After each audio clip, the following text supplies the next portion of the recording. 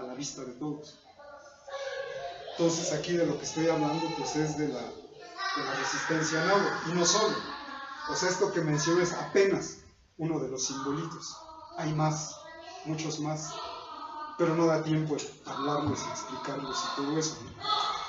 Pero hay muchos más. Está la Colchinoya aquí abajo, está la dualidad de estrellas, sol, están los cerros floridos en el manto, los cerros del Tepeyac con flores, lo cual viene a confirmar que es la madre tierra.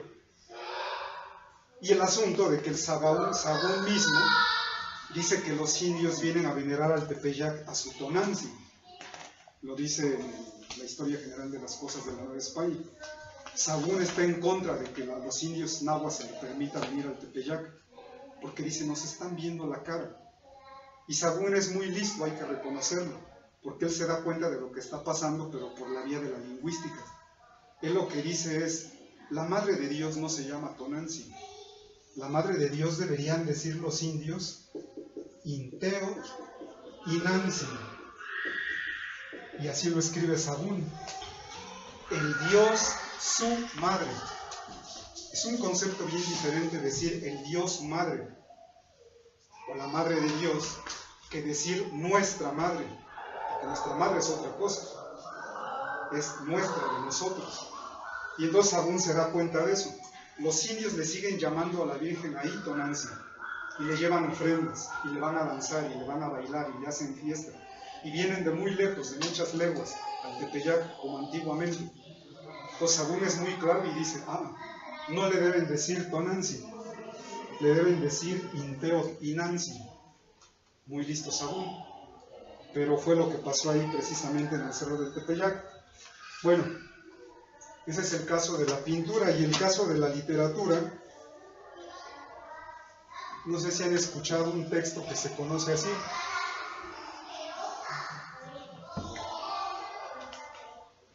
Bueno, este texto está escrito en náhuatl, alfabeto latino, mediados del siglo XVI. Lo que tiene este texto de especial es que este es el texto que narra la historia de las apariciones guadalupanas a Juan Diego. ¿Sale? Entonces, esto viene a poner en claro muchas cosas. Juan Diego y Guadalupe nunca existieron en el mundo real, nunca.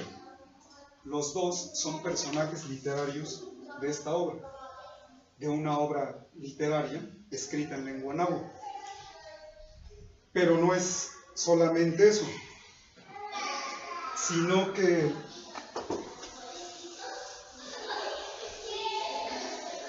el mismo nombre del texto nos deja entrever muchas cosas. ¿Se acuerdan? Aquí está escrito que dijimos que 20 es una cuenta. Sem Powali. Powa es el verbo contar. Powali es una cuenta. Y este texto se conoce o se llama Nican Mopowa. En realidad el texto no tiene título. Está escrito de corrido. Empieza diciendo Nican Mopowa Motecpana, Inkenin Yancuica, Huitlamo Guisoltica, Inoleshiti, y así se sigue. Pero las dos primeras palabras con las que empieza son estas. Nican Mopowa. Nican significa aquí. Y Powa les acabo de decir que es el verbo contar. Contar de contar números. Los calendarios se llaman Powa, como el Tonalpowali o el Xipowali. Entonces, hablar de calendarios es que tenemos que usar el verbo Powa o el sustantivo Powali. Entonces, en nuestra opinión, no es accidental que este texto se llama Nican Mopowa, porque este texto en realidad es un calendario. O sea, hay una cuenta de tiempo ahí adentro. ¿De qué estoy hablando? Miren ustedes. Resulta que el Nican Mopowa nos da un hecho histórico para que los nahuas no nos perdamos en el tiempo. Entonces, allá al principio, en los primeros párrafos del Nican Mopowa, dice bien claro: Ye yu matlakshiwi in opewalo in atl in tepe México Inye Omoman Inmitli Inchimali. Y hasta ahí lo dejo. Ingenuía non tlamatkamani. Sigue. Este es el hecho histórico que el Nican Mopohua nos pone para que los nahuas no nos perdamos. Dice, a 10 años de que fue derrotada la Ciudad de México, cuando ya fue bajado el escudo y la flecha, o sea, cuando ya nos vencieron. 10 años después de que fuera vencida la Ciudad de México, es cuando nos pone el referente en el tiempo ese Nican Mopohua. Entonces sabemos que la Ciudad de México fue vencida en 1521. Si a eso le aumentamos 10 años, tenemos como resultado 1531. Y esa es la fecha precisamente que pone el Nican Mopohua como fecha del inicio del fenómeno guadalupano. Pero si acabamos de decir que la Guadalupana y Juan Diego son personajes literarios, entonces ¿qué? Es que hay que entender esto. El Nican Mopohua nos está dando un punto para no perdernos en el tiempo. Porque resulta que 1531, en el calendario mexicano, en el calendario náhuatl, es un año que digan 13 Acatl. Y eso no es cualquier cosa. Todos los mitos náhuatl están de acuerdo en que el quinto sol, este que estamos viviendo, empezó a contar en un año 13 Acatl. Entonces no sé si explico bien esto, pero este es el referente que da el Nican Mopohua. Aquí habría que hacer un paréntesis. El tiempo, según los antiguos mexicanos, no es una línea recta, como lo pensamos hoy, así de 2010, 11, 12, 13, 14, así para adelante. El tiempo para los antiguos mexicanos es un vórtice, una especie de espiral, ¿no? Que va así, ciclos y ciclos interminables que se repiten. Esa es la concepción del tiempo que tenían los mexicanos. Entonces, la unidad de tiempo más importante para contar los años es un ciclo de 52 años, ¿sabe? Y ese ciclo está dividido en 4 grupos, y cada uno tiene 13 años. Entonces no voy a extenderme con esto porque sería muy tardado, creo. Hay que hacer muchas cosas aquí. Pero basta decir nada más eso, ¿no? Es un ciclo de 52 años. Esa es la forma que tenían de pensar el tiempo, ¿no? Entonces se acaba un ciclo de 52 años y empieza otro. Esos 52 años no hay bronca con que se confunda uno, porque al hacer la combinación de 4 por 13, tenemos 52 nombres diferentes. Estos 4 son 4 palabras en náhuatl, que son Acatl, Tecpat, Cali y Tochtli. Y si eso lo combinan con los números del 1 al 13, pues ya tienen 52 nombres diferentes.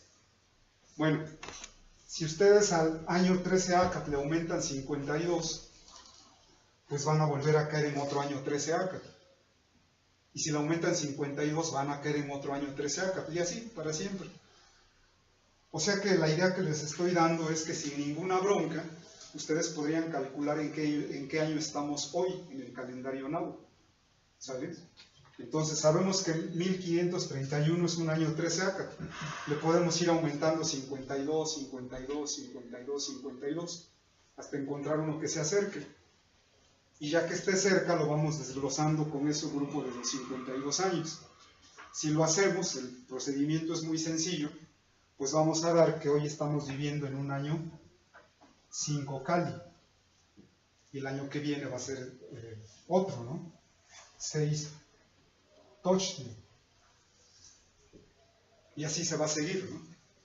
Entonces, en este punto de lo que estoy hablando es de los calendarios. Es otra forma de entender el tiempo. Es otra forma de contarlo. Y este texto, el Nican Mopohua, nos está dando referentes para poder hacerlo. Es la idea principal de esto, ¿no? Y con esto de los 52 años. Entonces, a final de cuentas, la historia esta, que es una obra de la literatura náhuatl, una de las más valiosas que tenemos, les digo, está escrita en náhuatl, es que cuenta la historia de un Macehual, porque así empieza diciendo, ¿no? Se Masehualtzintli y toca Juan Diego, o sea, un masehualito que se llama Juan Diego. Entonces Juan Diego es un masehual, ¿sale? En esta historia. Pero es una historia bellísima y muy importante en el pensamiento náhuatl, porque es la historia de un masehual que conoce el mundo de lo sagrado. De eso trata esta obra. Entonces el mundo de lo sagrado en náhuatl se dice así.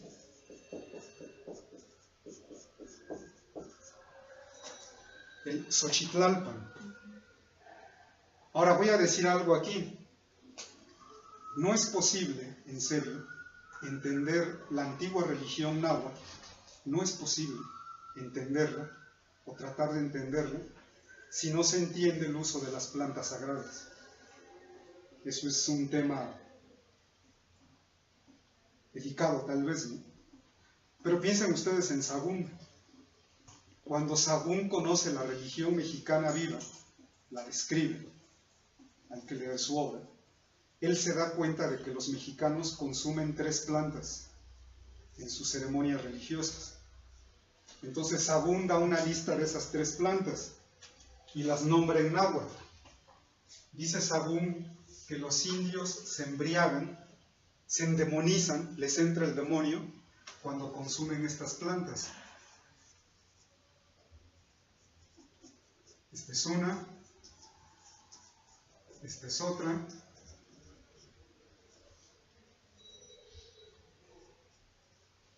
y esta es otra.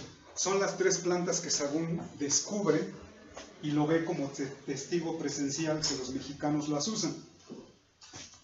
Yonanácatl son unos honguitos. No sé si alguno de ustedes ha leído alguna vez la literatura acerca de María Sabina, pues por ahí ve ese asunto. Los hongos no son juego, los hongos no son droga, los hongos son parte del ritual, de los rituales que se hacían en la antigua religión mexicana. Otro de ellos es el peyo, pero que en idioma wixárika le dicen el jicuri. Y el tercero es una familia de plantas que se conoce así, como las coaxoxauqui, ¿sale? Entonces son estas 3 plantas las que Sahagún ve en vivo, que los mexicanos utilizan. Ahora, ¿qué pasa cuando nosotros, personas, consumimos estas plantas enteógenas que nos transforman, nos sensibilizan, nos hacen ver el mundo de otra forma? Bueno, el estado ese en el que un hombre o una mujer se encuentra endiosado, se dice en náhuatl, cuando consume cualquiera de esas 3 plantas, es cuando ese hombre o mujer penetra en el Xochitlalpan. Eso es Xochitlalpan en náhuatl. No es un lugar que está más allá después de la muerte, no es un lugar mítico, mágico y misterioso. Xochitlalpan es esta tierra, pero vista con los ojos endiosados del hombre. Eso solo lo puede entender alguien que ha tenido alguna experiencia con estas plantas. Si no, le va a sonar loco, le va a sonar, no sé qué le va a sonar, ¿no? Pero así es. El hecho es que estas 3 plantas hoy, el día de hoy, están en uso en pueblos indígenas, en pueblos originarios. Hoy, no es cosa del pasado. Están vigentes. Sigue habiendo rituales hasta el día de hoy en donde el consumo de estas plantas sigue presente. De hecho, es la base, la parte, el meollo de toda la religión. Quien de ustedes haya conocido a los compañeros wixárika, o huicholes, como luego se les dice, pues saben de esta planta, ¿no? Bueno, ¿a qué viene todo esto de estas plantas como el Juan Diego? Es que eso solamente lo entenderían si lo leen el Nican Mopohua en náhuatl. Porque en náhuatl, el Juan Diego dice que escucha el canto de pájaros preciosos, a los que el cerro parece que le está respondiendo. Y entonces escucha una voz arriba del cerro que le dice: Juanito, Juan Diegotzin. Lo llama. Y entonces Juan Diego sube. Y cuando Juan Diego está en la cima del Tepeyac, aquí arriba, algo pasa, algo maravilloso, que solamente se puede entender en este contexto. Porque las primeras palabras de Juan Diego cuando está ahí plantado es Kuishno Masehua, Inyenikaki.